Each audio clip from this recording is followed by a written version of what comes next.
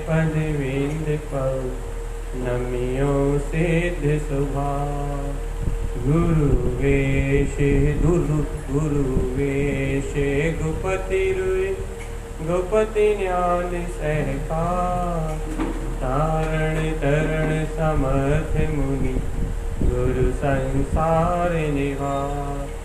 धम्म जो जिनवर अर्थति अर्थर जो भय विनाश भव जो मुनो ममल ज्ञान पर लो।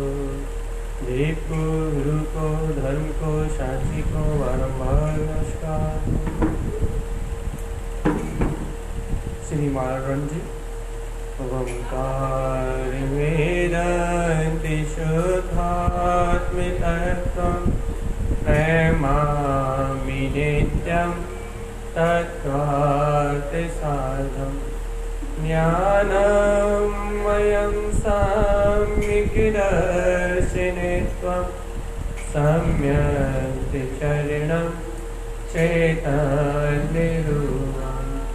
बोलिए सहर्ष में शुद्धात्म देव की जय हो जय जय हो। आचार्य प्रवर सद्गुरु तारकमलाचार्य जी महाराज जी की जय हो जय हो जय हो। जैन परमात्मा की अमृतमय दिव्य शुद्ध देशना की जय हो जय हो जय हो जय हो। हाँ वकील साहब, कल के चर्चा के विषय में आप क्या पूछना चाहते हैं, पूछिए।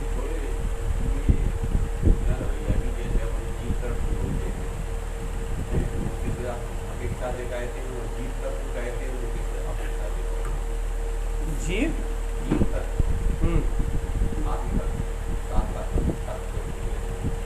जीव तत्व कहते हैं तो और दूसरा प्रश्न जीव द्रव। ये देखो, जीव तत्व श्रद्धान का विषय। जब भी तत्व कहेंगे मतलब तीजा, अर्थात क्या है? तत्व मतलब दृष्टि का विषय। हमेशा तत्व दृष्टि का विषय रहता है। दृष्टि का विषय मतलब जब तत्व की चर्चा होगी तो ना कर्म की चर्चा होगी ना पर्याय की चर्चा होगी। जब शुद्ध तत्व कहेंगे, शुद्ध तत्व शुद्धात्मा कहेंगे, जब तत्व की दृष्टि की बात चलेगी तो बस एक ही रखता शुद्ध तत्व शुद्धात्मा। ये नहीं देखा जाएगा कि तुम पर्याय में कैसे हो। और जब द्रव्य की चर्चा चलेगी तो कहा जाएगा भैया तुम लीन रहो, फिर तो अनंत चतुष्ट है।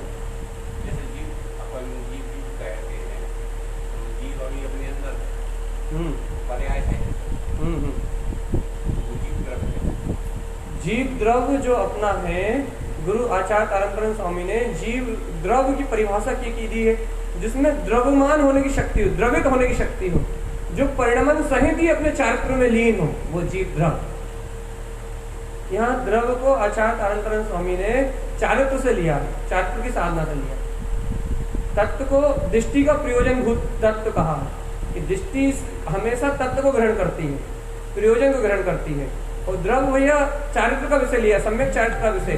जब आत्मज्ञानी साधक अपने आत्म योग से अपने द्रव्य में परिणमित होता है, दर्शन ज्ञान और चारित्र तीनों की एकता रूप, जब जीव अपने स्वद्रव्य रूप परिणमित होता है तो आचार्य तारकमल देव ने द्रव्य को चारित्र का विषय कहा, पदार्थ को ज्ञान का विषय कहा है और तत्व को दृष्टि का विषय कहा।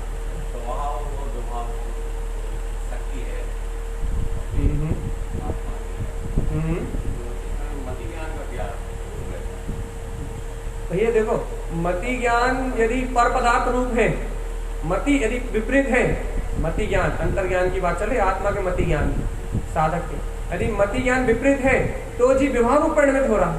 मति ज्ञान विपरीत मतलब मानता विपरीत, मानता यदि विपरीत है, मति ज्ञान यदि विपरीत है तो ये आत्मा अपने स्वभाव को छोड़ के, अपनी चेतन में सत्ता को छोड़ के विपरीत परिणमित हो रहा है। तो मति भ्रष्ट है।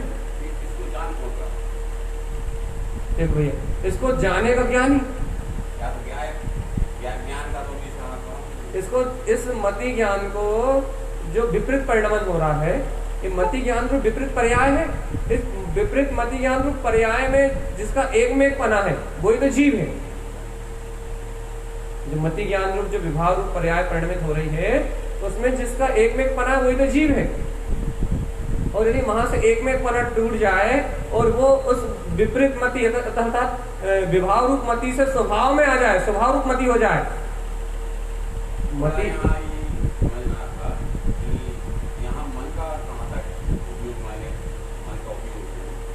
मन का उपयोग यहाँ ये अभी मति और शुद्ध ज्ञान, अभी देखो आगम की परिभाषा, अव्ययी अवयव धारणा, मति ज्ञान जो काम करता है इन चार धारणाओं पे काम करता है। तो अभी वर्तमान में ये जीव आत्मा, ये जीव मन और इंद्रियों के निमित्त से ही जानता है।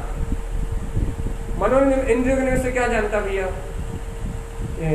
व्यवहार की परिभाषा है, ये जीव आत्मा भी मन और इंद्रियों के निमित्त से जानता है। तो मन और इंद्रियों के निमित्त से क्या जानता है? रूपी पुद्गल विषय पदार्थों को। तो भैया अभी इसकी मति, जो इस जीव की मति है, वो इंद्रिय विषय में है, मन में है, अज्ञान में है।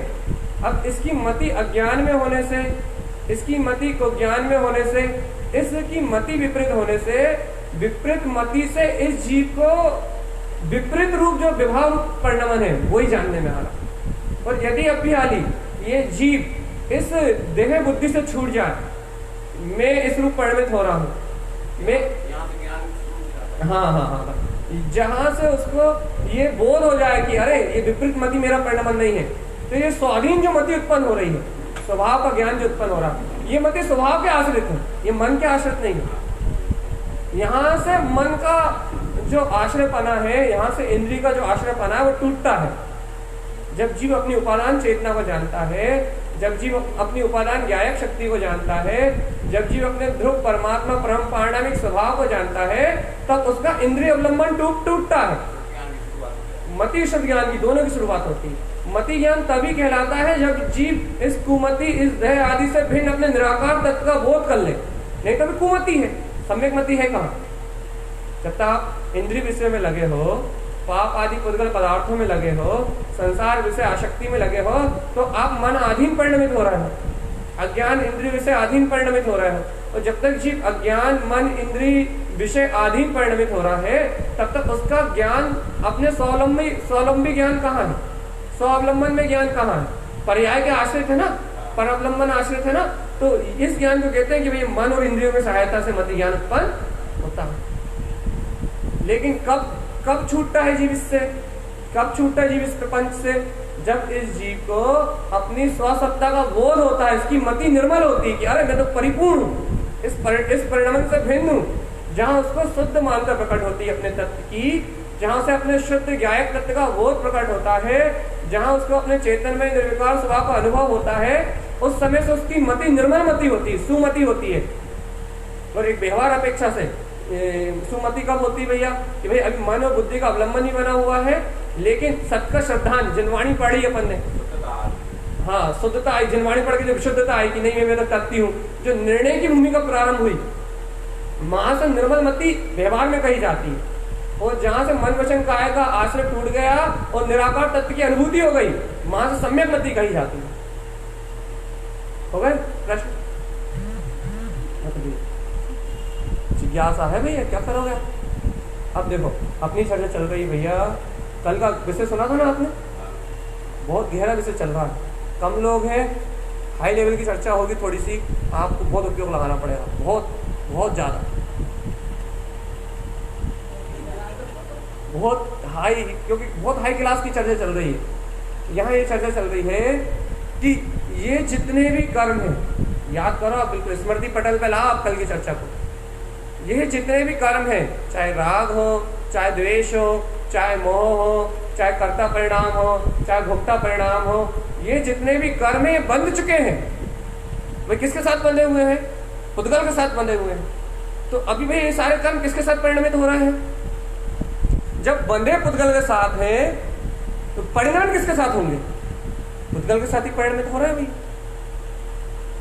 चाहे राग का परिणाम चल रहा हो, चाहे द्वेष का परिणाम चल रहा हो, चाहे क्रोध का परिणाम चल रहा हो, चाहे इंद्रिय विषय की आसक्ति रूप परिणाम चल रहा हो, भैया आज जो भी कर्म आपका परिणाम रूप उदय में आ रहा है, द्रव क्रिया रूप उदय में आ रहा है, नो कर्म रूप संयोग रूप जो भी उदय में आ रहा है, तो जितना भी कर्म भाव आपके उदय में आ रहा है, जितनी भी कर्म की अवस्थाएं आपके उदय में आ रही भगवान, ये सारी कर्म की अवस्था बंधी किसके साथ है? पुद्गल के साथ बंधी है, ये तो स्वीकार है। स्कंद और रुक्ष रूप, राग हो चाहे द्वेष हो, चाहे कर्ता परिणाम हो, चाहे भोक्ता परिणाम हो, चाहे द्रव कर्म हो, चाहे भाव कर्म हो, वो सब बंधे पुद्गल के साथ ही है। उदय में किसके साथ आएंगे? पुद्गल के साथ ही परिणमन में आएंगे ना। जिसके साथ बंधे उसके साथ ही परिणमन में आएंगे ना। जिस अवस्था में बंधे उस अवस्था के साथ ही परिणमित होंगे ना। तो भैया ये सारे कर्म, भाव कर्म, द्रव कर्म, नो कर्म, ये सारा का सारा विकार पुद्गल के साथ परिणमित हो रहा है। अब आप ये कहो कि भैया जब ये सारा का सारा परिणमन राग, देश, मोह, उठना, बैठना, सोना, पीना, जागना, आना जाना, सुख का अनुभव करना, दुख का अनुभव करना, मन में इच्छाएं होना, इच्छा ना होना, ये जितनी भी प्रक्रिया हो रही है भैया ये सब पुद्गल में हो रही है। पुद्गल शरीर के साथ हो रही है, पुद्गल शरीर में हो रही है, पुद्गल शरीर के संयोग के साथ हो रही है। अब भैया जब ये सारी परिणमन की धारा, ये सारे कर्मों के उदय, ये सारे कर्मों की पूरी अवस्थाएं भैया ये सब कुछ पुद्गल के साथ परिणमित हो रही है, तो इसमें मेरा क्या है? अब जीव विभाव रूप कैसे परिणमित हो रहा है? जीव तो परिणमित ही नहीं हो रहा। कहां हो रहा? अच्छा जीव पता, ये आहट उठ रहा है, ये शरीर उठ रहा है या हाथ ये पुद्गल उठ रहा है या आत्मा उठ रहा है? पुद्गल है ना, ये पक्का स्वीकार है ना। ये पांच इंद्रिय का देह है, ये शरीर पुद्गल है। तो बताइए दोनों हाथ उठ रहे हैं तो आत्मा उठ रहा है या पुद्गल उठ रहा है? ये पुद्गल उठ रहा है। और क्यों उठ रहा है भैया? कि इसका परिणमन उठने रूप है। इसकी पुद्गल की परिणमन की अवस्था क्षेत्र से क्षेत्रांतर रूप, भाव से भावांतर रूप, कर्म से कर्मांतर रूप, इसकी उस समय की योग्यता ऊपर की उठने की है, इसलिए ये उठ रहा है। और भाव से भावांतर वैसे परिणाम उत्पन्न हो रहा है कि भैया इसके उठने का काल है, तो इसे ऊपर उठाने का परिणाम भी भाव कर्म रूप में अंदर में उत्पन्न हो रहा है। ये पुद्गल की क्रियावती शक्ति है। ये पुद्गल की क्रियावती शक्ति से हाथ ऊपर जा रहा है, और ये हाथ ऊपर जाने के काल में इस परिणाम को निमित्त बनना है जो तुम्हारे अंतर में चला कि भैया हाथ ऊपर करना है, हाथ ऊपर करके मुझे चर्चा सुनाना है। तो भैया ये भाव परिणाम आया। भैया बताओ अब इसमें चेतन की क्रिया कहां हुई? हाथ ऊपर गया पुद्गल, इसके जिस भाव के निमित्त से गया वो भाव भाव कर्म से बंधा हुआ है। जिस नो कर्म के संयोग में जिस द्रव काल क्षेत्र में स्थिति घटी, वो द्रव काल क्षेत्र में ऐसे परिणमन का काल है। अब बता इसमें चेतन कहां परिणमित हुआ? कर्म की शक्ति चला रही है, कर्म की शक्ति से परिणमित हुआ है, कर्म की शक्ति ने इसे पूर्ण रूप परिणमित करा है। भैया चेतन कहां परिणमित हुआ? चेतन इसमें कहीं भी परिणमित नहीं हुआ। फिर ये जीव संसार में क्यों भटक रहा है? क्योंकि भैया इस जीव में स्वयं विभाव नाम की शक्ति है, और इसने अपनी विभाव नाम की शक्ति से ऐसा मान लिया है कि ये मैं परिणमित हो रहा हूं, बस ये इसका संसार है।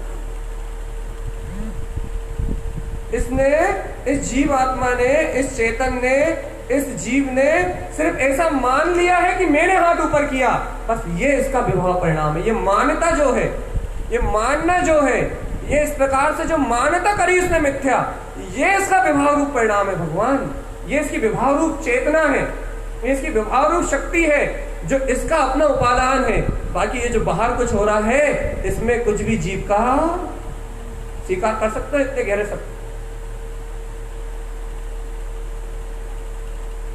मान सकते इतने गहरे शक्ति को। अनादिकाल से तो यही मानते हैं भैया, मैं भोजन कर रहा हूँ, मैं पुत्र परिवार का पोषण कर रहा हूँ, मैं ये सारी क्रियाएं कर रहा हूँ, इससे मुझे पुण्य बन रहा है, इससे मुझे पाप बन रहा है। इन शरीर की क्रियाओं को अच्छा करो, बुरा करो, इसमें अच्छा खिलाओ, बुरा खिलाओ, इससे नाना प्रकार की क्रिया बदलो। अनादिकाल से ये जीव, अनंत काल से ये जीव इस पुद्गल रूप, नो कर्म रूप, द्रव कर्म रूप, भाव कर्म रूप क्रिया को ही अपनी क्रिया मानता आया, और इस क्रिया को अपना मान के, इस क्रिया में मैं पना करके, इस कर्म रूप संयोग भाव अवस्था में मैं पना करके अनादिकाल से पुद्गल से जुड़ा हुआ है।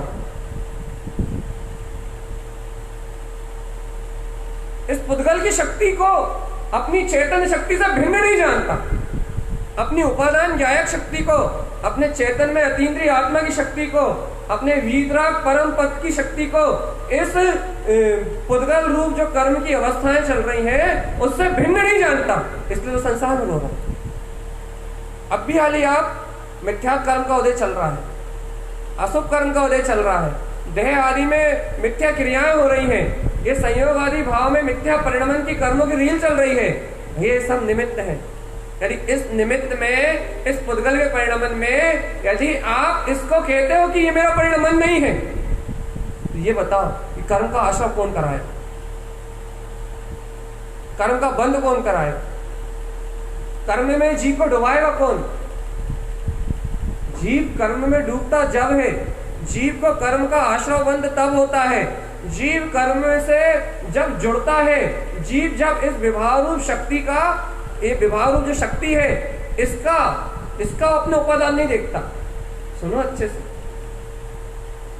विभाव रूप शक्ति से मैं कर्म की ओर परिणमित हो रहा हूं। जीव ये नहीं जानता, बल्कि मिथ्या मानता करता है क्या कि कर्म के कारण मैं कर्म रूप परिणमित हो रहा हूं।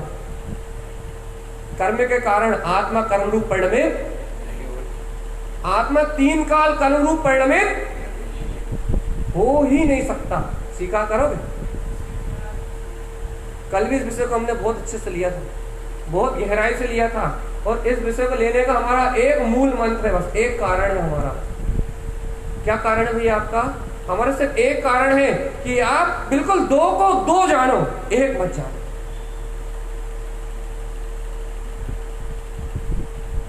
जब तक आप 2 को 1 जानोगे तो आप दूसरे में पुरुषार्थ करते रहोगे, पुद्गल में ही पुरुषार्थ करते रहोगे, पुद्गल में पुरुषार्थ मानते रहोगे, राग देश में पुरुषार्थ करते रहोगे, और जीवन भर उस पुद्गल के पुरुषार्थ को ही अपना पुरुषार्थ मान के और अपना जीवन खत्म कर दोगे। वहां पुरुषार्थ होगा ही नहीं, क्योंकि पुरुषार्थ खिलता है चैतन्य उपवन में, पुरुषार्थ खिलता है उपादान चेतना में, पुरुषार्थ खिलता है अपने अतीन्द्रिय ध्रुव गायक कमल में, पुरुषार्थ पर में खिलता ही नहीं। मोक्ष मार्ग का पुरुषार्थ, आत्मानुभूति का पुरुषार्थ, स्वानुभूति का पुरुषार्थ अपनी निज चैतन्य के गायक उपवन में खिलता है, अपनी ध्रुव शक्ति में खिलता है। तो भैया अपने पुरुषार्थ को जानना है ना भैया, चैतन्य प्रकाशमान जो अपना गायक स्वभाव है, इसके पुरुषार्थ को जानना है ना भैया। तो सबसे पहले एक काम करो। क्या काम करें? कर्मों को और इस पुद्गल के परिणमन को, चाहे भाव कर्म हो, चाहे कितने बुरे भाव चल रहे हो, चाहे द्रव कर्म हो, चाहे देह आदि का संयोग रूप कर्म दे कितना ही जैसा कर्म के अनुरूप है वैसा चल रहा हो, और चाहे कर्मों के संयोग रूप नो कर्म में चाहे कैसी व्यवस्था क्यों ना हो, पहले आप एक सत्य कहो। क्या? कि ये सब कुछ पुद्गल में है या तुम में है? पहले आप सत्य कहो। यदि आप कहते हैं सब कुछ पुद्गल में है तो आप सही कह रहे हो। अब आप पूछो कि मेरा पुरुषार्थ क्या है? भैया आपने ये जान लिया ना कि सब पुद्गल में है, यही आपका पुरुषार्थ।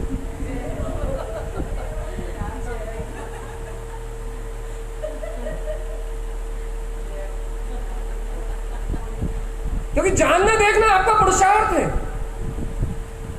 आपने स्वयं तो जान लिया कि ये पुद्गल में है, ये पुद्गल रूप परिणमित हो रहा है। और भैया अब भैया जीव की भूल क्या है? जीव की भूल यह है कि ये इस पुद्गल रूप परिणमन में जो इसकी विभाव नामक शक्ति है, ये विभाव नामक शक्ति इसके कारण इस पुद्गल द्रव के साथ परिणमित हो रहा है। तो वो विभाव नामक शक्ति किस रूप परिणमित हो रही है? वो विभाव नामक शक्ति अपना उपादान है, विभाव कोई दूसरा नहीं है। अब विभाव कोई पुद्गल नहीं है, विभाव कोई कर्म नहीं है। लिखो इस बात को अपने मानस पे, अपने मानस पटल पे लिखो कि विभाव कोई कर्म नहीं है, विभाव कोई संसार नहीं है। लेकिन जब विभाव रूप शक्ति से जीव जुड़ता है, संसार प्रारंभ होता है, ये निमित्त अपेक्षा से कहा जाता है। लेकिन विभाव नामक शक्ति कोई कर्म नहीं है। अब वाली बता रहे हैं क्या है। विभाव नामक शक्ति कोई कर्म नहीं है, विभाव नामक शक्ति कोई परिणाम नहीं है, विभाव नामक शक्ति कोई संसार नहीं है। अभी जब विभाव नामक शक्ति कोई कर्म नहीं है, विभाव नामक शक्ति कोई संसार नहीं है, विभाव नामक जीव की शक्ति जब कोई ये पुद्गल रूप आवरण नहीं है, तो विभाव नामक शक्ति है क्या? बहुत गुण विषय है भैया। हम कह रहे हैं ये विभाव नामक शक्ति आत्मा का उपादान है, मानोगे? स्वभाव को उपादान मानना बहुत सरल है भगवान। स्वभाव को उपादान मानना, स्वभाव को भगवान मानना, मैं भगवान आत्मा हूं ऐसा मानना, ये बहुत सरल है, बहुत सरल है। लेकिन विभाव मेरा उपादान है ये मानना बहुत कठिन है। क्यों कठिन है भैया? क्यों कठिन है? क्योंकि अनादिकाल से कर्मों पे दोषारोपण कर दिया कि भाई कर्म मुझे विभाव में ले जा रहे हैं। दूसरे में दोषारोपण करना बहुत सरल है। हाँ, याद रखो, पर के ऊपर ठीकरा फोड़ देना कि शरीर के कारण मैं संसार में हूं, बहुत सरल है। राग देश विकारी परिणाम के कारण मैं संसार में हूं, ये कहना भी बहुत सरल है।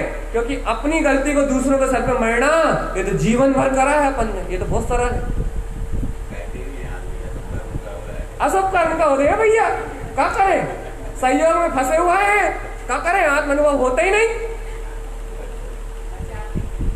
हाँ, पुरुषार्थ करना नहीं है, पुरुषार्थ उछालना नहीं है, गायक की महिमा को जानना नहीं है, उपादान चेतन शक्ति को पहचानना नहीं है, और अपने कर्मों का ठीकरा उठा के फोड़ना है दूसरे के सर पे।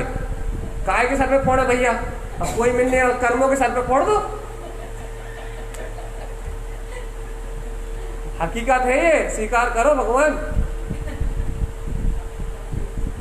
अपनी कमजोरी दबाना है, सीधी बात है। उपादान शक्ति को देखना नहीं है, चैतन्य दिव्य शक्ति का अनुभव करना नहीं है, गायक अपनी प्रभुता को देखना नहीं है। तो भैया क्या करें? बचने का सबसे सरल उपाय भैया कर्म ही ऐसे है, क्या करें? छूटे ही नहीं पा रहे, बच गए, सबसे बच गए। अब ना कोई पुरुषार्थ करना है, अब ना कोई गायक की रुचि लगाना है, अब ना कोई आत्मा का स्मरण करना है, अब पुरुषार्थ नाम की कोई बात ही नहीं रही। क्यों? तो कर्म तो कर रहे हैं, हम क्या करें भैया? कर्म तो पुद्गल का काम कर रहे हैं, कर्म तो शरीर की व्यवस्था चला रहे हैं, कर्म तो संयोग की व्यवस्था चला रहे हैं, कर्म तो द्रव्य कर्म, भाव कर्म, नो कर्म की व्यवस्था चला रहे हैं, कर्म चेतन की व्यवस्था थोड़ी चला रहे हैं। अब भाई समझ में, अब बैठेगी ये बात अंतर में। कर्म चेतन की व्यवस्था थोड़ी चला रहा है, कर्म विराट गायक ज्ञान विज्ञान और स्वभाव की व्यवस्था थोड़ी चला रहा है। ये कर्म तो बाहर की व्यवस्था संभाले हुए हैं, वो तो बाहर का काम कर रहे हैं, अंतर का काम थोड़ी कर रहे हैं। भैया क्या कहना चाह रहे हैं आप? अब हम जो कह रहे हैं सुनो, कि ये विभाव नामक शक्ति तुम्हारा उपादान है। इस जीव में दो शक्तियां हैं, एक स्वभाव नामक शक्ति है, एक विभाव नामक शक्ति है। अब जीव अपने उपादान रूप जब विभाव नामक शक्ति को स्वयं, ये क्या करता है? विभाव नामक शक्ति को जब स्वयं के हृदय से स्वीकार करता है, भैया कैसा स्वीकार करता है? अंधा होके, विभाव नामक शक्ति को नहीं जानता। अंधा होकर जब विभाव नामक शक्ति में तन्मय होता है, तब उसे ऐसा लगता है कि ये कर्म मुझे संसार में भटका रहा है, ये कर्म मुझे संसार में रुला रहा है, इन कर्मों के कारण मैं संसार में रो रहा हूं। लेकिन जब वो जीव जागता है, जब उस जीव को सत्य का बोध आता है, तो वो ये सत्य जानता है कि भगवान, मैं इन कर्मों के कारण संसार में नहीं भटक रहा, मैं अपनी विभाव नामक शक्ति के कारण संसार में भटक रहा हूं। जिस दिन ये सत्य जीव अपने ज्ञान में जानता है, जिस दिन ये सत्य जीव अपने आत्मबोध में जानता है, उस दिन से, उस क्षण से वो ज्ञानी हो जाता है। उस क्षण से, उस घड़ी से वो ज्ञाता हो जाता है। क्यों? क्योंकि उसकी शक्ति, उसकी विभाव नामक शक्ति उसकी दृष्टि में आ जाती है। अब वो जानता है, क्या जानता है भैया? कि इस विभाव नामक शक्ति के कारण मैं संसार में भटक रहा हूं, इस विभाव नामक शक्ति के कारण में, अपने उपादान शक्ति के कारण में संसार में परिभ्रमण कर रहा हूं। और इस संसार में परिभ्रमण मतलब क्या? कैसा संसार में परिभ्रमण कर रहा हूं? मेरे अंदर से मेरे गुण खत्म नहीं हो रहे, ना मेरे अंदर से मेरा ज्ञान खत्म हो रहा है, ना मेरे अंदर से मेरा दर्शन खत्म हो रहा है, ना मेरे अंदर से मेरा सुख खत्म हो रहा है, ना मेरे अंदर से मेरा वीर खत्म हो रहा है। मेरे अनंत अनंत अनंत अनंत अनंत गुण मेरे अंदर में ही है। लेकिन भैया मैं विभाव रूप परिणमित कैसे हो रहा हूँ? विपरीत मान्यता करने से, विभाव नामक शक्ति का एकत्र होने से मात्र मेरा श्रद्धान मिथ्या श्रद्धान रूप परिणमित हो रहा है, मेरा ज्ञान मिथ्या ज्ञान रूप परिणमित हो रहा है, मेरा जो अतीन्द्रिय सुख है वो विनंद इंद्रिय सुख रूप परिणमित हो रहा है, इंद्रिय सुख दुख रूप परिणमित हो रहा है। मेरा जो पुरुषार्थ है वो दबके, मेरा जो वीर है वो दबके, वो विपरीत इन अश्रद्धान आदि परिणतियों में परिणमित हो रहा है। भैया सुन रहे हो नहीं सुन रहे? मेरा ज्ञान, मेरा दर्शन, मेरा चारित्र, मेरी वीर नामक की ये जो शक्तियां हैं, ये विपरीत मानतक कारण उल्टी अंतरात्मा में परिणमित हो रही हैं, शरीर में परिणमित, कर्मों में परिणमित, अपनी विभाव नामक शक्ति में ही घूम रही है। ये नहीं आ रही समझ में? आ रही है, 100% आ रही। ये अपनी दर्शन ज्ञान की जो चारित्र आदि जो शक्ति है, ये अपने ही विभाव नामक शक्ति में घूम रही है। कोई भी द्रव्य अपने स्वभाव से बाहर परिणमित नहीं हो सकता, कोई भी द्रव्य अपने स्वभाव से विपरीत परिणमित नहीं हो सकता। एक द्रव्य का दूसरे द्रव्य में अत्यंत अभाव सिद्ध ही है, ऐसा सर्वज्ञ जैन परमात्मा कथन है। जैन परमात्मा कथन मिथ्या नहीं हो सकता। इसका अर्थ यह है, मैं पुद्गल रूप परिणमित नहीं हो रहा, मैं द्रव्य कर्म रूप परिणमित नहीं हो रहा, मैं भाव कर्म रूप परिणमित नहीं हो रहा, मैं अपनी विभाव नामक शक्ति के गर्भ में परिणमित हो रहा हूं। किसके गर्भ में हो? अपनी आत्मा के गर्भ में ही हो, तुम बाहर नहीं निकले। 84 लाख योनि में जन्म लिया, कल्पना है मात्र। सुन लो, 3 लोग ढूंढा, ये चर्चा ढूंढ के बता। 3 काल में 84 लाख योनियों में जन्म हुआ आपका, 84 लाख योनियों में आपने जन्म लिया, सर्वथा झूठ है। भाई कहते तो हैं, ऊंची चर्चा चल रही है, कहते तो हैं कि भाई 84 लाख योनियों में जीव भटक रहा है। निमित्त अपेक्षा से कथन है, निमित्त सापेक्ष कथन है, व्यवहार ने का कथन है, निश्चय ने का कथन। जीव तो अपने विभाव नामक उपादान में घूम रहा है, अपनी विभाव नामक चेतन शक्ति में घूम रहा है, अपनी विभाव नामक चेतन शक्ति के अंदर ही इस जीव का परिणमन चल रहा है। ये जीव अपनी चेतन सत्ता से बाहर परिणमित नहीं हो सकता, ऐसा सर्वज्ञ देव कहते हैं, ऐसा जैन परमात्मा कहते हैं। और यदि ये एक समय के लिए पुद्गल रूप परिणमित हो जाए, कर्म रूप परिणमित हो जाए, तो दोबारा अपने रूप नहीं जा सकता, क्योंकि जड़ हो जाएगा, उसी समय अचेतन हो जाएगा, उसी समय पुद्गल हो जाएगा, अपनी गुण सत्ता को भूल उठेगा। इसलिए भैया इस सिद्धांत को पी जाओ कि मैं अपनी विभाव नामक गर्भ चेतना में परिणमित हो रहा हूं, अपने उपादान से परिणमित हो रहा हूं। जा ही नहीं सकता, शक्ति नहीं है। तुम जाने की कोशिश करो तो नहीं जा सकते। 3 काल में त्रिभुवन में जितने भी द्रव्य है, कोई भी द्रव्य अपनी शक्ति से बाहर परिणमित नहीं हो सकता। यदि भैया द्रव्य अपनी शक्ति से बाहर परिणमित हो जाए तो धर्म अधर्म रूप ना हो जाए, धर्म अधर्म रूप हो जाए, अधर्म धर्म रूप हो जाए, आकाश काल रूप हो जाए, काल आकाश रूप हो जाए, जीव अजीव रूप, पुद्गल रूप हो जाए, पुद्गल जीव रूप हो जाए। यदि अपने गुणों से यदि कोई बाहर जा सकता, यदि बाहर जाने की कोई व्यवस्था होती, तो सब द्रव्य एक दूसरे में घुल मिल गए होते, कोई किसी में भिन्नता का कोई लक्षण नहीं होता, अस्तित्व खत्म हो जाता, अस्तित्व शून्य हो जाता, द्रव्य का अस्तित्व विहीन हो जाता। भैया इसलिए द्रव्य तो अपनी विभाव नामक चेतना में परिणमित, ये सूक्ष्म सी बात है, सूक्ष्म सा विषय है। तत्व की साधना का, मोक्ष की मार्ग की साधना का इतना गहरा सिद्धांत है, इतना सूक्ष्म सिद्धांत है, जिस सिद्धांत को पीने के लिए जो बड़े बड़े विद्वान है ना, उन्हें भी सोचना पड़ेगा। ये चर्चा आप किसी बहुत बड़े चोटी के विद्वान को सुनाओ, वो भी कहेगा कि भैया थोड़ा थमो तो, थोड़ा ठहरो तो। इस एक चर्चा में 10 अधिकार है, हम आपको नाम गिनवाएंगे, आप चकरा जाओ। जीव अजीव, कर्ता कर्म, निमित्त निमित्तिक, उपादान, निमित्त, और क्या बोलते हैं, आश्रय और बंध, संबर और निजरा, 10 अधिकार है एक चर्चा में। आप कर्ता कर्म क्या है, निमित्त निमित्तिक क्या है, उपादान और उपादान में स्वभाव और विभाव क्या है, आप मिला नहीं पाओगे कि कौन से अधिकार से कहां चर्चा हो रही है। अभी आप सिर्फ ये सुनो बस कि ये जीव तो मात्र अपनी विभाव नामक शक्ति में परिणमित हो रहा है, मात्र अपनी विभाव नामक शक्ति में परिणमित हो रहा है। और अनादिकाल से क्या मानता आया है कि मैं शरीर रूप परिणमित हो रहा हूँ, कर्म रूप परिणमित हो रहा हूँ, अज्ञान रूप परिणमित हो रहा हूँ। बस ये इसकी मानता ही तो मिथ्या थे।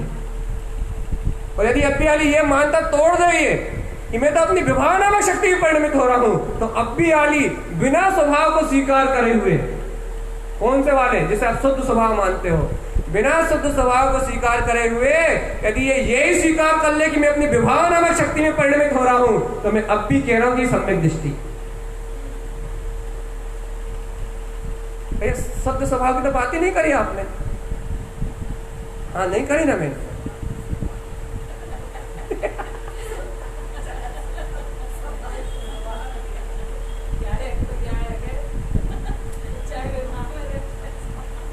भैया आपने शुद्ध स्वभाव की तो बात ही नहीं करी, आपने सम्यक दर्शन की बात ही नहीं करी, आपने सम्यक ज्ञान की बात भी नहीं करी, आपने सम्यक चरित्र का विषय नहीं लिया।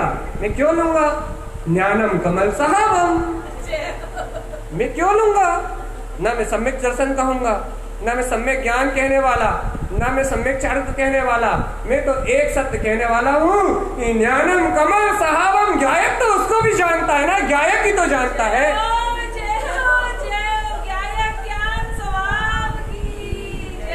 गायक ही तो जानता है, गायक ही तो देखता है। गायक नहीं तो शक्ति को जाना।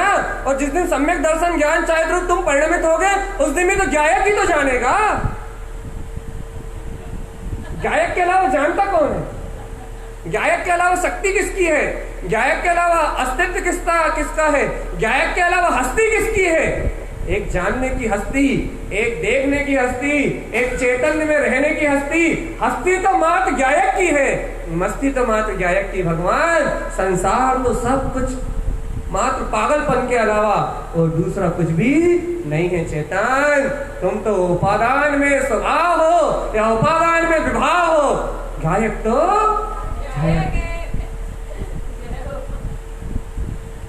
ये देखो इतनी हाई लेवल की ये चर्चा है, पहले बोलना है इतना हाई लेवल का ये विषय है कि चोटी के बहुत चोटी के विद्वान भी इस विषय को इतनी आसानी से नहीं पी पाएंगे। बहुत ऊंची साधना है, बहुत ऊंचा विषय है, और जिसको अपने स्वभाव मात्र ही प्रियता है बस वो ही पी सकता है इस विषय। जिसे न कर्ता से मतलब है, जिसे न कर्म से मतलब है, ना जिसे निमित्त से न मतलब है, ना जिसे निमित्त संयोग से मतलब है, ना जिसे भैया उपादान में स्वभाव विभाव क्या है जिससे इससे मतलब नहीं है, जिसे आश्रव से मतलब नहीं है, जिसे बंध से मतलब नहीं है, अरे जिसे निजरा से मतलब नहीं है, जिसे मोक्ष से मतलब नहीं है, ये सब तो प्रकट होते हैं।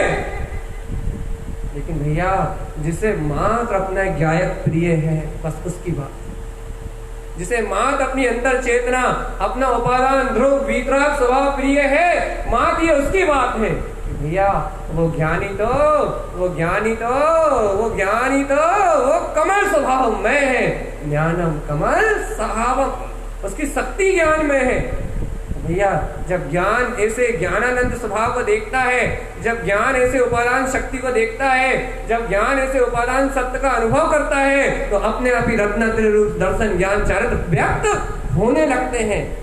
सम्यक दर्शन की भीख मांगने से सम्यक दर्शन नहीं मिलता, उपादान स्वभाव की शरण लेने से सम्यक दर्शन सहज प्रकट होता। गायक स्वभाव का बोध होने से सम्यक दर्शन ज्ञान चरित्र सहज प्रकट होता है। भैया सम्यक दर्शन ज्ञान चरित्र अपनी तत्समय की योग्यता पर्याय की योग्यता से प्रकट होता है। जब होना है तब प्रकट होता है, लेकिन गायक तो हर समय प्रकट।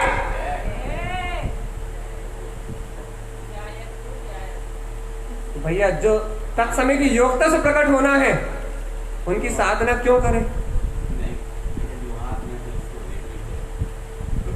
वही कह रहे हैं जो अपने हाथ में नहीं है। सम्यक दर्शन अपने हाथ में नहीं है, सम्यक ज्ञान की पर्याय अपने हाथ में नहीं है, सम्यक चरित्र की पर्याय अपने हाथ में नहीं है, लेकिन गायक तो अपने दोनों हाथों में है। जो हाथ में है अपने पास है, जो शक्ति अपने पास है, जो स्वरूप अपने पास है, भैया जो अपने हाथ में है उसे संभाल लो, और जो अपने हाथ में नहीं है उसकी परवाह छोड़ दो। इसका नाम ज्ञानी, इसका नाम आनंद, इसका नाम आत्मा की मस्ती, इसका नाम चैतन्य का बोध, इसका नाम चिदानंद का अपने चिदानंद स्वभाव का भान। भैया इसका नाम शुद्ध दृष्टि भनियम, इसका नाम है शुद्ध दृष्टि से देखने वाला। क्या देखता शुद्ध दृष्टि? ध्यायक को देखता भैया। ज्ञानम कमल सहावम, उसका स्वभाव तो ज्ञान में है ना। देखो भैया, कुछ समझ में आए या ना आए, चेहरे खिल रहे हैं मतलब ज्ञायक है।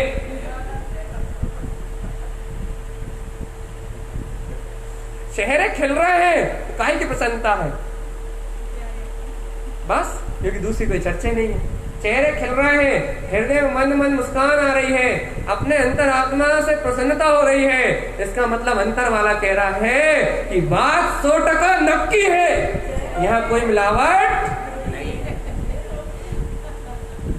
भैया वो कहेगा, क्योंकि जिसकी चर्चा कर रहा है वो अंतर से कहेगा कि बात 100% बिल्कुल 100% नक्की है, इसमें कोई मिलावट नहीं है। और जहाँ बिना मिलावट के सत्य हो, जहाँ बात 100% सच्ची हो, वहां प्रमोदितपना, उल्लास, प्रसन्नता अपने आप चेहरे के भाव पे अपने आप दिखने ही लगती, सहज दिखने लगती है। क्योंकि 100% सच्ची बात मिल रही है ना भैया। हम इस भूमिका में, लोग बात कहते हैं भाई हम इस भूमिका में स्वीकार कर पाए या नहीं कर पाए, लेकिन बात तो 100% नक्की है। नक्की तो नक्की, कम से कम सील तो लगा दो, गुरु महाराज की अनुमोदना हो जाएगी, जब भगवान के वचनों की अनुमोदना हो जाएगी, अपने अंतर आत्मा से ऐसे सत्य की अनुमोदना हो जाएगी भैया, जो इस लोक में सबसे विराट सत्य है, इससे बड़ा, इससे विशाल, इस गायक से विराट इस ब्रह्मांड में कोई दूसरी शक्ति नहीं है। भगवान यदि तुम अंतर आत्मा से स्वीकार करके इसमें सीधी लगा दो, आज नहीं तो कल, कल नहीं तो परसों, सलटना तो पड़ेगा ही। क्योंकि मान लोगे, सत्य की श्रद्धा कर लोगे, सत्य का विश्वास कर लोगे, तो पलटे बिना रहने वाले नहीं हो। ये अतिशय है। काय का अतिशय है? अपने ज्ञायक को मन। ये अतिशय महिमा है, ये अतिशय महिमा है ज्ञानम कमल सहावम की। भैया विभाव रूप शक्ति को स्वीकार करने से भी ये सम्यक होता है, निश्चय होता है सम्यक। ये क्यों होता है? क्योंकि विभाव नामक शक्ति चेतना का उपादान है। जो उपादान को जानेगा वो विभाव और स्वभाव दोनों को जानेगा। यह जायक है, ये जायक है, ये ज्ञान में जायक है। इस जायक की अचिंत शक्ति में, इस जायक के अनंत वैभव में कभी कोई कमी नहीं आने वाली। चेतन आत्मा जाननहार तो जान ही रहा है, जाननहार तो जान ही रहा है। अरे निगोद में रहा तो जान रहा है, अक्षर के अनंत भाग क्यों ना जान रहा हो। अक्षर के अनंत भाग जानने रूप तो उसकी पर्याय है, लेकिन भैया उसके अंतर में अनंत चतुष्टय का अभाव कहाँ है ये तो बताओ। अक्षर के अनंत भाग जानने रूप निगोदीय जीव की पर्याय है, लेकिन उसके अंतर में अनंत चतुष्टय का अभाव कहाँ है? व्यक्त पर्याय में अभाव है। व्यक्त पर्याय में वो कैसा परिणमित हो रहा भैया? अक्षर के अनंत विभाग। लेकिन स्वभाव पर्याय में, स्वभाव शक्ति में, अपनी ध्रुव चैतन्य शक्ति में 100% शुद्ध सोना नाली में पटक दो, कीमत घट जाएगी। गटर में आप तो कह रहे हैं तो सोने को आप नाली में पटको, कीमत कितनी कम हो रही है। तरक रत्ती भर भी फर्क नहीं आने वाला। आने का फर्क नहीं आएगा, आने का। भैया सोना तो 100 टंच है, 100 टंच है, और सोने में कोई खोट नहीं है, इसलिए सोने में कोई भी अंतर नहीं आने वाला। सोना पूर्ण 100 टंच है, कहीं भी पटक दो आप उसे। कैसे भैया? इस गायक को निगोद में ही रख दो आप, वो 100 टंच है, वो 100 टंच में कोई अंतर नहीं आएगा। अंतर आएगा पर्याय, परिणमन में, परिणमन की धारा में, परिणमन के होने वाले गुजरने वाले, जो परिणमन के होने वाला गुजरने वाला जो स्खलन है, जो पर्याय की अवस्था है, अंतर आएगा उसमें। भैया वो अंतर तो पर्याय का अंतर है। अपन निगोद में नहीं है, अपन अपनी चर्चा नहीं कर रहे हैं, और हम ना निगोद में रह जाने की बात कह रहे हैं आपसे। हम तो आपको ये बता रहे हैं कि जो निगोदिया में, जो निगोद में सो ही मुझ में, सो ही मोक्ष मझार, और निश्चय भेद कछु भी नहीं, भेद गिने संसार। ये जो वाक्य कहा गया है, जो सत्य कहा गया है, ये सत्य कहाँ को छू के आ रहा है? ये सत्य किस विराट शक्ति को छू के आ रहा है? ये सत्य किस विराट चेतना का अनुभव करके आ रहा है? भैया ये सत्य अपनी उपादान स्वभाव और विभाव शक्ति के अनुभव से उत्पन्न हो रहा है। चाहे विभाव रूप में वो जीव परिणमित हो रहा हो तो अपनी स्वशक्ति में परिणमित हो रहा है, और विभाव रूप में वो जीव परिणमित हो रहा हो तो स्वभाव और विभाव दोनों में वो अपनी स्वशक्ति में परिणमित हो रहा है। वो पुद्गल रूप परिणमित होता ही नहीं। इस सत्य को छू के ये सूत्र उत्पन्न हो रहा है।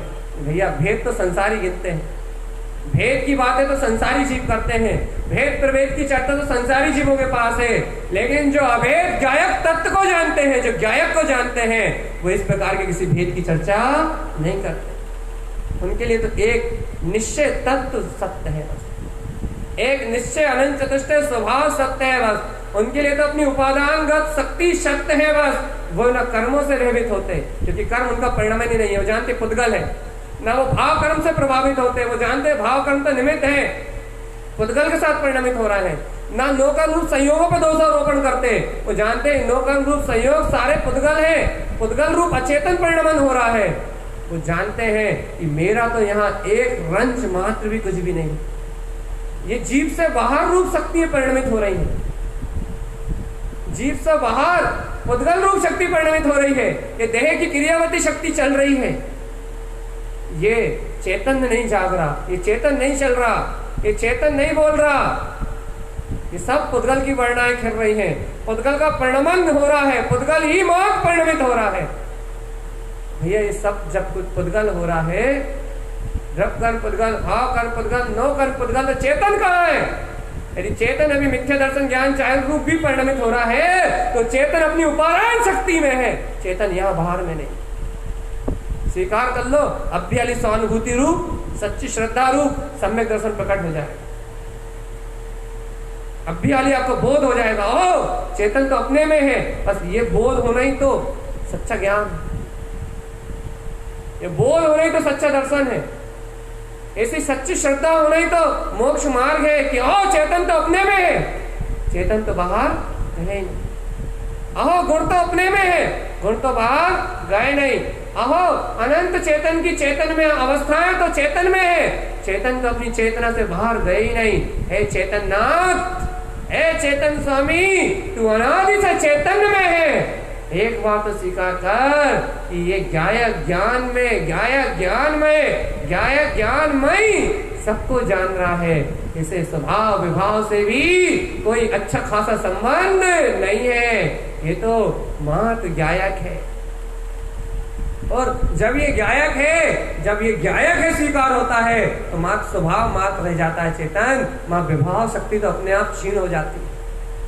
जब तक जीव ज्ञायक है ये स्वीकार नहीं करता, तब तक विभाव नामक शक्ति का ज्वर है, तब तक विभाव नामक शक्ति पर रूप से परिणमन कराने में सामर्थ्य है। और जब जीव ये स्वीकार कर लेता है कि मैं तो स्व शक्ति में परिणमित होने वाला चेतना हूं, तो भैया इस जीव को विभाव नामक शक्ति परिणमित नहीं करा सकती। क्यों नहीं करा सकती भैया? क्योंकि ज्ञायक का बोध होते ही उसे अपने स्वभाव भाव का बोध हो जाता है।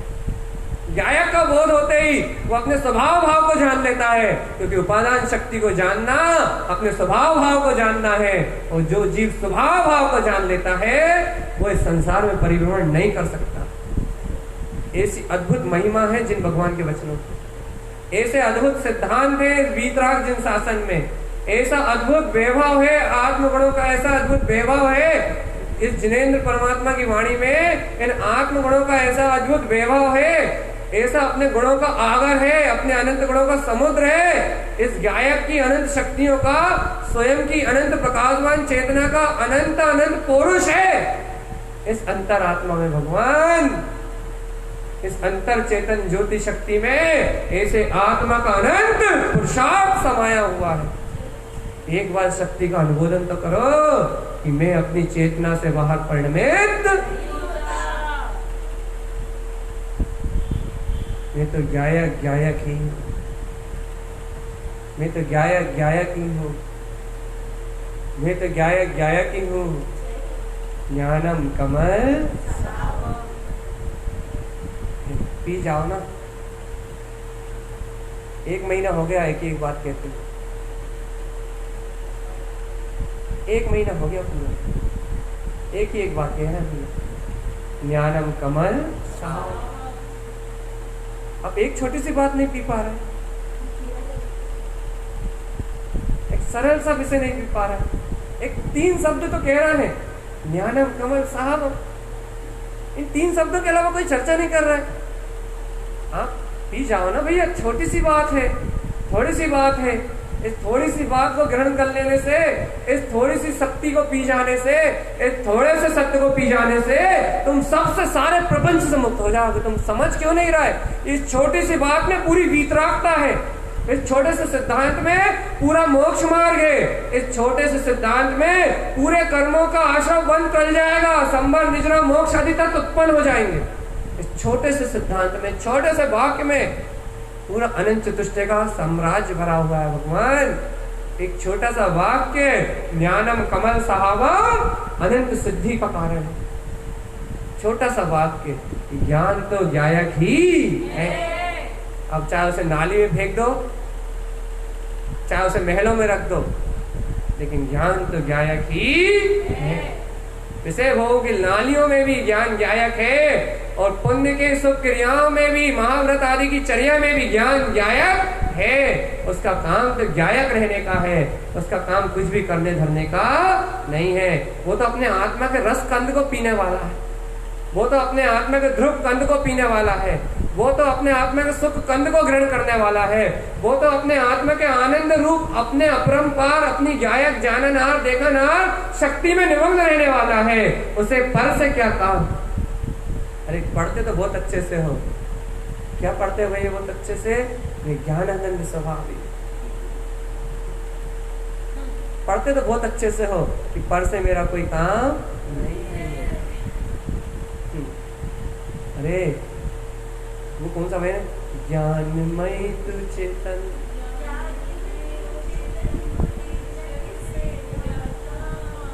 वही तो ये चेतन, तो ये ज्ञान में चैतन्य, तो ये ज्ञान में है। इसको पर से क्या काम? इसको पर्याय से क्या काम? इसको परिणमन से क्या काम? इसको संसार की परिभ्रमण की यात्रा से क्या काम? भैया ये चैतन्य तो ज्ञान में है, इसे परिणमन से क्या लेना देना? भैया परिणमन तो अपनी योग्यता से आता है और अपनी योग्यता से चला जाता है। परिणाम भी, परिणमन तो छोड़ो, परिणाम भी कर्मों के उदय के अधीन आते हैं और कर्मों के उदय के अधीन चले जाते हैं। भैया यहाँ सारा संसार में कर्मों का बखेड़ा है, कर्मों का पसारा है, और मात्र अज्ञानता होने से ये कर्मों का बखेड़ा, ये कर्मों का पसारा तुम्हें अपना पसारा लग रहा है। और जब तक ये पसारा अपना लगेगा, जब तक तेरी मुक्ति असंभव है चेतन आत्मा। जब तक ये पसारा अपना लगेगा, तब तक तेरी सिद्धि असंभव है। इसलिए हे चेतन आत्मा, हे ज्ञायक भगवान, हे वीतराग शक्ति के धारी चेतन में, हे परमात्मा, आज तो अपनी आत्मा का बोध जागृत कर। अपने निज घटवासी, अपने देह देवालय में विद्वान, इस पल, इस क्षण, इस पुद्गल वर्णाओं से भिन्न जो शुद्ध आत्म प्रदेशी है, जो चैतन्य ज्ञान दर्शन स्वभाव में है, जो ज्ञायक ज्ञान में है, जो अपना अविनाशी ध्रुव स्वभाव है, इस क्षण तो उसको स्वीकार कर चेतन। इस क्षण तो उस उपादान शक्ति की अनुमोदना कर। इस क्षण तो मान कि मैं ज्ञायक ही हूं, इसके अलावा कोई शक्ति नहीं है, इसके अलावा कोई सामर्थ्य नहीं है, इसके अलावा कोई प्रभुता नहीं है। 3 लोक में इससे ज्यादा बलवान कोई नहीं है, 3 लोक में इससे ज्यादा उत्कृष्ट कोई शक्ति, कोई सत्ता नहीं है। चेतन अब तो स्वीकार कर कि मैं ज्ञायक ही मात्र हूं। अब तो अंतरात्मा से स्वीकार कर कि मैं कमलवत ज्ञान स्वभाव मात्र हूं। ना मेरा विकारी परिणामों से कुछ बिगड़ता, ना मेरा शुभ परिणामों में कुछ बनता। ये बनना बिगड़ना तो पर्यायों का काम है, ये होना जाना तो पर्यायों की अवस्था में है, ये करना धरना तो पर्याय की परिणमन की योग्यता में है। लेकिन मैं तो परम पारिणामिक ध्रुव ज्ञायक तत्व, मैं तो मात्र परमात्मा ही हूँ। मेरी परम शक्ति का अभाव, मेरे परमात्मा पने का अभाव, मेरे ध्रुव ज्ञायक चेतन में स्वभाव का अभाव मुझसे एक क्षण के लिए भी नहीं हुआ। मेरा उपादान, मेरा शाश्वत अक्षय उपादान, मेरी शाश्वत अक्षय ध्रुव चेतना हर पल मुझ में निवास कर रही है। हर समय मेरा ज्ञायक मुझ में बस रहा है। हर समय मेरा ज्ञायक मुझ में बस रहा है। मैं ज्ञायक ही हूँ। अंतरात्मा से स्वीकार कर लो भव्य आत्मा। यही संसार के जन्म मरण से पार लगाने वाला है, तारणहार है, यही खेवनहार है, यही तुम्हें मुक्ति श्री प्रदान कराने वाला तुम्हारा अपना साथी है। अरे जो तुम्हें कर्म कलंकों को छूने भी नहीं देगा, छुआ ही नहीं चेतना ने आज तक। यही वो भगवान है जो तुम्हारी आत्म प्रसन्नता में तुम्हें व्यक्त दिखाई दे रहा है। यही वो परमात्मा है जो तुम्हारे अंतर में तुम्हें रोमांच रूप उदित होता हुआ दिखाई दे रहा है। यही वो अचिंत शक्ति है जो तुम्हारी सर्वांग आत्म प्रदेशों में ज्योति रूप में प्रकाशवान हो रहा है। हे आत्मा, ऐसी अपनी जाननहार शक्ति को अपने अंतर में जान लो। बस यही एक मुक्ति का मार्ग है, यही एक अपना ममल स्वभाव है, यही एक अपना आत्मिक रोमांच है और यही अपनी एक आत्मिक प्रसन्नता है। चेतन आत्मा, इस गहन सत्य को पी जाओ। भव्य भव्यों के भाग से यह वाणी उत्पन्न होती है। चेतन, तुमने इस वाणी को सुना है, यदि तुमने जिनभर भगवान की दिव्य ध्वनि को सुना है तो अब समा जाओ इस सत्य में। स्वीकार कर लो अंतरात्मा से कि मैं तो ज्ञायक ही हूँ। होने दो जो हो रहा है, चलने दो जो चल रहा है, घटने दो जो घट रहा है। वो मुझ में नहीं घटता, ना मुझ में कुछ घटता, ना मुझ में कुछ बढ़ता। मैं परिपूर्ण ध्रुव ज्ञायक कमल, अपना ज्ञायक ज्ञायक ज्ञायक मात्र जाननहार चेतन में आत्मा। स्वीकार कर लो आत्मा, स्वशक्ति को स्वीकार कर लो, स्वीकार कर लो आत्मा, निज स्वप्रभुता को स्वीकार कर लो, अंगीकार कर लो आज ध्रुव तत्व को। यही मुक्ति दायिनी है, ये गायक ही अपना कमल स्वभाव है। आत्मा या गुरुदेव के वचन है, गुरु तारण तरन जिन देव की वाणी है। वीतराग में मोक्ष का मार्ग है। स्वीकार कर लो इसे। इस गायक को स्वीकार करने से तुम सोचो, पाप से छोड़ो, पुण्य से छोड़ो, तुम तो भाव कर्म से बच जाओगे, द्रव कर्म से बच जाओगे, नो कर्म से बच जाओगे। अरे जन्म मरण तो छोड़ो, तुम तो अनादि अनंत इस चतुर्गति की परिभ्रमण रूप जितनी भी कर्म प्रकृति हैं उन सब से छूट जाओगे। सिर्फ एक बार स्वीकार करने से, भगवान एक बार अंतरात्मा से स्वीकार हो जाए तो अनंत काल का मिथ्या एक क्षण में गल जाए, एक क्षण में गल जाए, एक क्षण में मुक्ति होती है। नहीं मानते तो गुरु महाराज की माला रोहण की गाथा खोल लेना। विजंती मोक्षम क्षण में एतो, भाव मोक्ष मुक्ति निर्वाण का मार्ग तो एक क्षण में बनता है। एक पल में, एक पल में जीव का उपयोग पलटता है, एक पल में जीव का हृदय पलटता है, एक पल में जीव की अंतर की मानता पलटती है, एक क्षण में जीव की दृष्टि पलटती है, एक क्षण में जीव का अनुभव पलटता है और एक क्षण में मुक्ति का मार्ग मिल जाता है। एक क्षण में तो बड़ी देर थोड़ी लगती मोक्ष मार्ग में, कोई खासी मेहनत थोड़ी ना है। एक क्षण का परिवर्तन है, बस एक क्षण का परिवर्तन अंतर से आ जाए तो जीव एक क्षण में मुक्ति से में गमन करता है, एक क्षण के परिणाम में।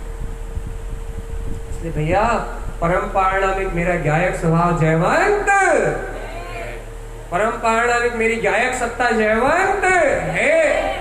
इस सत्य को पी जाओ। और यदि भैया देशना अमृत में लगी हो तो इसे घर जाके एक बार फिर से रिप्ले कर लेना, बहुत आनंद को प्रदान करेगी, बहुत सुख अनुभूति, बहुत सुख में अनुभूति को प्रदान करेगी। अरे ऐसा महसूस करोगे जैसे तुम्हें यहीं बैठे बैठे किसी ने परमात्मा दिखा दिया। जो न कर्मों में रहता हो, जो न शरीर में रहता हो, जो द्रव्य कर्म भाव कर्म नो कर्म कहीं ना रहता हो, जो अपने ज्ञायक उपादान सत्य में रहता हो, किसी ने यहीं बैठे बैठे तुम्हें परमात्मा का दर्शन करा दिया। किसी ने यहीं बैठे बैठे अपने विराट सत्य से मिला दिया हो, किसी ने यहीं बैठे बैठे इस पामर को अपनी प्रभुता का बोध करा दिया हो। तारन तरन जिनकी देखना है, ये जिनेन परमात्मा का मार्ग है, इसे एक बार दोबारा रिपीट कर लेना, आत्मा आनंद में हो जाएगी। इसके जो सूक्ष्म गहन रहस्य यदि अभी बैठे बैठे कुछ सुनने में चूक गए हो तो वो भी पकड़ में आ जाएंगे। भैया ये आत्मा अचिंत है, दिव्य है, अपने अनंत गुणों की खान है और कर्म कलंकों से मुक्त है। इसलिए इसे निरंजन परमात्मा कहते हैं, जिसमें किसी कर्म का कोई अंजन ना। इसलिए इसे ममल स्वभाव भी कहते हैं, जिसमें आदि और अंत तक किन्हीं कर्म मलों ने प्रवेश ना किया। ममल, मल को जो जानता ना हो, विकार को जो देखता ना हो, विकार का अनुभव जिसने ना किया हो, वो ममल स्वभावी मेरा ज्ञायक है। उसी को कमल कहते हैं, उसी को आनंद में ध्रुव शक्ति कहते हैं, और वो ही मेरा अचिंत स्वभाव है भगवान। इन शब्दों में उसकी महिमा नहीं आ सकती। शब्द माध्यम है कहने के लिए, ये अक्षर स्वर व्यंजन इनका जो अवलंबन है ये माध्यम है, लेकिन अनुभव इन शब्दों से नहीं होता। अनुभव तो अपने ज्ञान से ही, अनुभव तो अपनी रुचि से ही होता है, अनुभव तो अपनी आत्मा से ही होता है। तो फिर वो सुना था ना, सुवन सी अर्थ, भैया आत्मा तो स्वाकृत अपनी सुवन शक्ति से स्वयं अपना अनुभव करने वाला है। उसे अपने अनुभव के लिए किसी से भीख मांगने की आवश्यकता। सुवन सी अर्थ, ये आत्मा तो अपनी आत्मा से ही अपनी आत्मा की अनुभूति करता है। इसे अनुभूति कराने वाला और कोई दूसरा नहीं। देखो 2 मिनट पहले छोड़ना है, कोई एक अच्छा सा गायक का 2 कड़ी वाला भजन पढ़ दो बस। किसी की भाव अनुभूति विशेष है, गायक तो गायक कमल में है, शुद्ध तो शुद्ध गायक कमल में है, ज्ञान तो शुद्ध गायक कमल में है। किसी की अंतर भावना उछाल ले रही है, वो कह रही है कि अहो मुझे मेरा गायक मिल गया, मुझे मेरा ध्रुव मिल गया है, मुझे मेरा तारणहार मिल गया है। अब ऐसे तारणहार की महिमा, ऐसे तारणहार की भक्ति, ऐसे तारणहार की पूजा, मुझे मेरा अर्घ ध्रुव समोसरण, मेरा सुवन स्वभाव मिल गया है। अब इसके अलावा और कुछ नहीं चाहिए, इसके अलावा मुझे और कुछ नहीं चाहिए। ये मेरा परिपूर्ण, मेरा ज्ञायक अर्थ में स्वभाव है। इसकी महिमा अचिंत है, इसका बोध अचिंत है, इसकी शक्ति अचिंत है।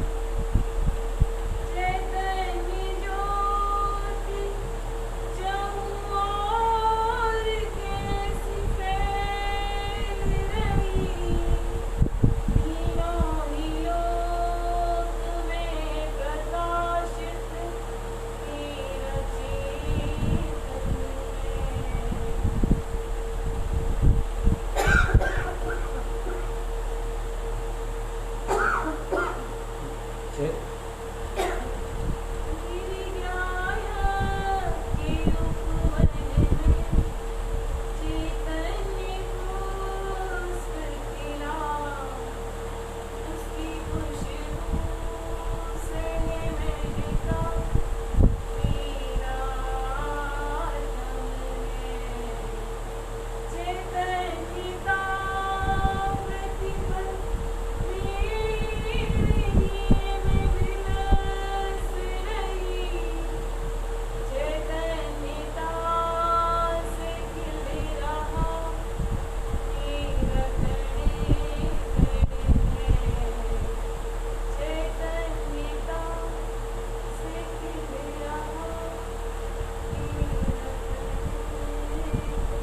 जय कमल भगवान